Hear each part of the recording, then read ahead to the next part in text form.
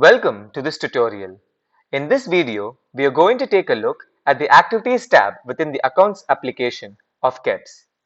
Once the user navigates to the Accounts application, he or she can click on the required account from the landing page. The Details view of the account is displayed.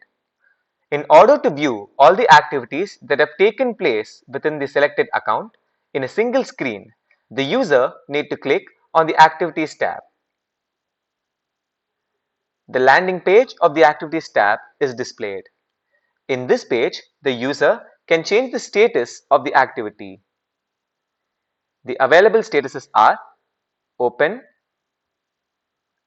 In Process, and Completed.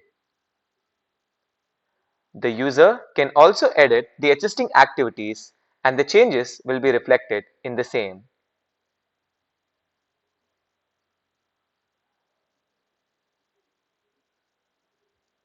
The user can also delete an existing activity by clicking on the Delete button.